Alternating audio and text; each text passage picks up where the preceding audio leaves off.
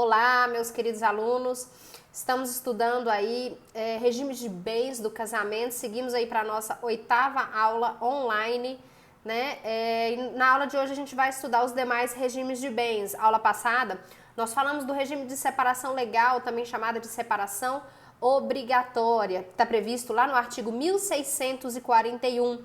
O artigo 1641 ele traz 3 hipóteses, né, que você seria obrigado a casar no regime de separação legal. Lembrando que sobre esse regime de separação legal, você tem a incidência da súmula 377 e pela súmula 377 eu vou comunicar os bens adquiridos na constância do casamento, né? No regime de separação legal, obrigatória. O regime de separação legal, ele é imposto aí, como nós já vimos, para as pessoas aí que casarem com a inobservância das causas suspensivas, para as pessoas maiores de 70 anos e para as pessoas que precisarem para casar de suprimento judicial, né? Seria o menor entre 16 e 18 anos. Muito cuidado com isso, menor entre 16 e 18 anos, quando ele precisar da autorização do juiz para o casamento, tá? Se não precisar da autorização do juiz, ele pode escolher o regime de bens dele e aí, inclusive, pode até fazer pacto antinupcial, ok? Então, hoje nós vamos aí trabalhar o primeiro regime que nós vamos trabalhar, comunhão parcial. O regime da comunhão parcial de bens, também chamado de comunhão limitada de bens, é um regime legal, regime supletivo. Vocês estão lembrados o que significa isso? Significa que quando você não estipula nenhum tipo de regime de bens ou quando o seu pacto antinupcial for nulo ou ineficaz, o regime que eu vou adotar, o regime que vai ser aplicado naquele caso concreto é o regime legal, que é o regime da comunhão parcial de bens. Isso está previsto no artigo 1640. Né? Teve um aluno que me perguntou, então, professora, no regime da comunhão parcial você não precisa de pacto antinupcial? Eu pensei que toda vez precisasse de pacto. Não, exatamente isso. No regime da comunhão parcial, você não precisa fazer pacto antinupcial. Tá? É só optar por esse regime, ele vai incidir com todas as suas regras, tá certo? Se você optar por qualquer outro regime ou qualquer outras regras patrimoniais que não sejam aí a da comunhão parcial de bens, necessariamente você tem que fazer pacto antinupcial por escritura pública, é requisito de validade, só lembrando aí para vocês, né? Requisito de validade, se não for por escritura pública, esse pacto ele vai ser nulo e também a regra de que esse pacto só produz efeitos após o casamento, com a celebração do casamento, tá bom? É um negócio jurídico condicional. Então vamos falar mais aí então sobre esse regime. Artigo 1640 traz aí a questão de ser um regime legal, um regime supletivo. E cuidado, tá? Já até mencionei isso com vocês. O regime da comunhão parcial de bens, ele é o regime legal, né? O regime que se aplica aí no silêncio ou no pacto nulo ou ineficaz, desde 1977, tá bom? Com a lei do divórcio, que teve vigência aí no curso do Código Civil de 16, essa lei alterou o regime legal, que antes era da comunhão universal. Então, antes o regime legal era o regime da comunhão universal. Hoje o regime legal é o regime da comunhão parcial de bens. Desde quando, professora? Desde a lei do divórcio de 1977, certo? Bom, então vamos falar aí um pouquinho das características desse regime legal, desse regime de comunhão parcial de bens. O regime da comunhão parcial, pessoal, acompanha aí no material de vocês, ele é um regime que estipula a separação dos bens quanto ao passado e a comunhão quanto ao futuro. Então, você tem 2 momentos, antes do casamento e após o casamento.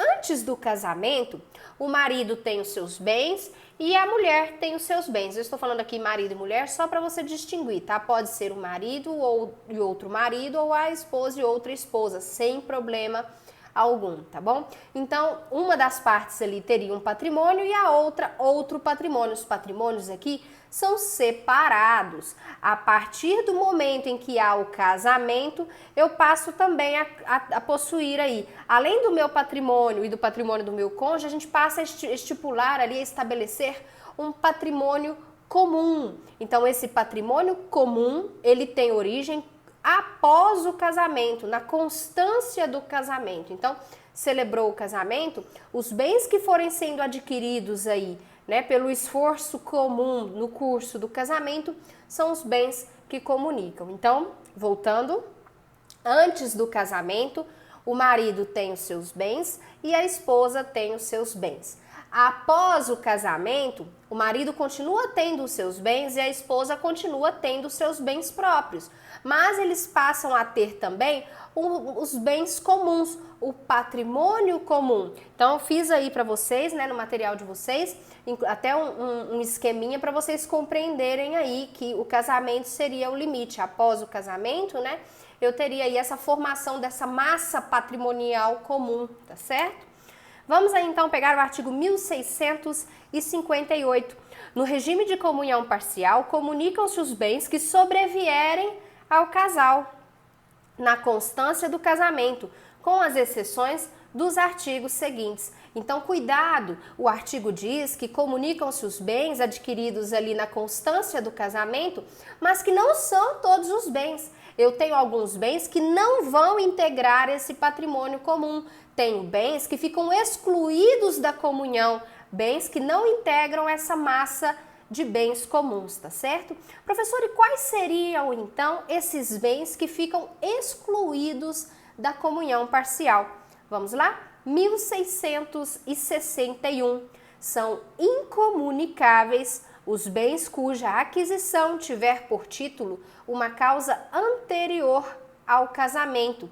Pessoal, esses bens aqui por título de causa anterior ao casamento são os bens particulares. São aqueles bens que não vão comunicar, eles permanecem bens particulares. Por exemplo, antes do casamento, eu tinha uma moto. Então, essa moto é um bem particular. Ela tem uma causa anterior, por título, uma causa anterior ao casamento. Quando eu casei, eu já possuía essa moto. Ou antes de casar, eu possuía um imóvel. Esse imóvel é um bem particular meu.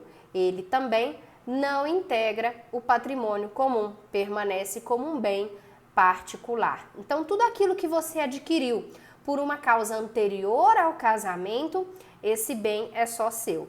Apenas uma observação, tá? Eu estou falando de um imóvel quitado, porque daqui a pouco eu vou fazer uma ressalva com vocês sobre o financiamento, tá bom?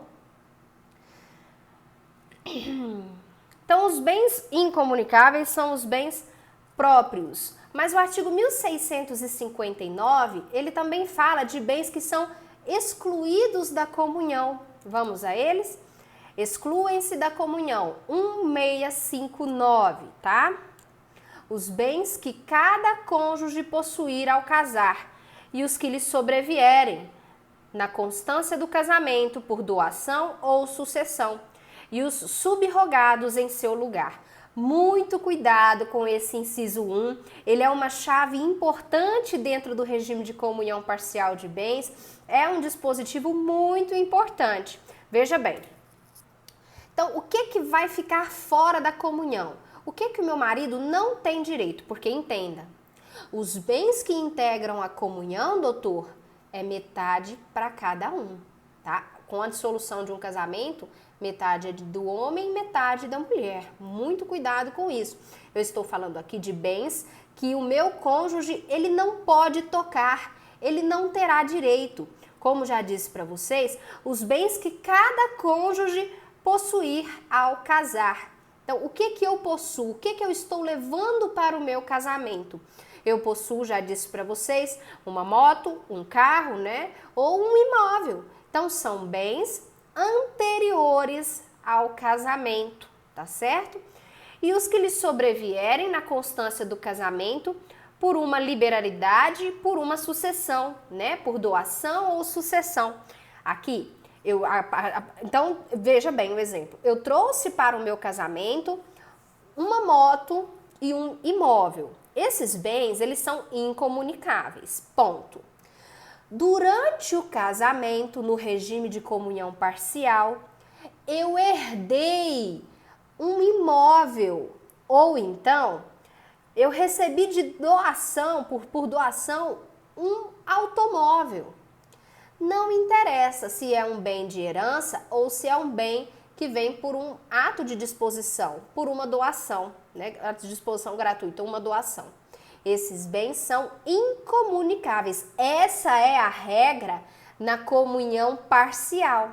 Então, todos os bens que eu herdar ou receber por doação, o meu cônjuge não terá direito. Cuidado, ele não tem direito à metade desses bens. O bem é só meu.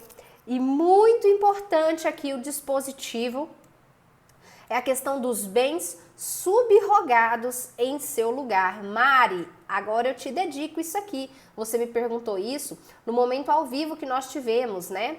Sobre a questão de vender um bem e comprar outro, né? Pensando na burla da lei. Entenda aqui. Se eu possuía, antes de casar, um carro no valor de 100 mil reais e levei esse carro para o casamento, significa que esse carro é um bem só meu, é um bem particular.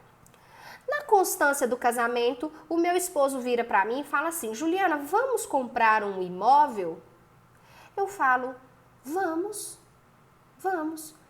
Aí ele fala assim, então vende o seu carro e vamos dar esses 100 mil de entrada no imóvel.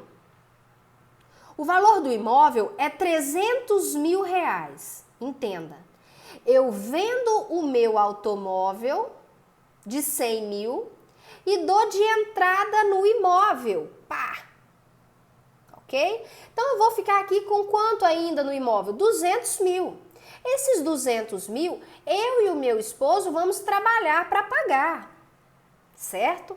Cuidado! O valor do imóvel é 300 mil. Se houver um divórcio entre nós, eu não tenho direito apenas a 150 mil, que seria aí, né? 100 mil para cada um e dos outros 100 mil, 50, 50, né? 300 dividido por 2. Não. Porque desses 300 mil do imóvel, 100 mil reais é bem subrogado. É bem que foi adquirido, é patrimônio que foi adquirido por um bem só meu, um bem particular, um bem que eu já possuía ao casar. E esse bem é incomunicável. Então, dos 300 mil, como eu investi um bem particular meu, esse bem vai se subrogar. É uma subrogação real. Então, desses 300 mil, 100 mil são só meus. 100 mil reais são só meus, porque é subrogado de bem particular. Dos outros 200 mil, em caso de divórcio, como nesses 200 mil trabalhamos juntos para pagar, né? Estamos juntos nessa união, foi uma dívida dos dois, paga por nós, entenda que 100 mil será dele e 100 mil será meu.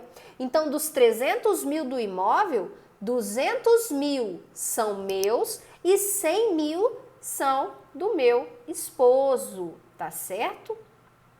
Conseguiram compreender, meus amiguinhos? Então, veja, bem particular.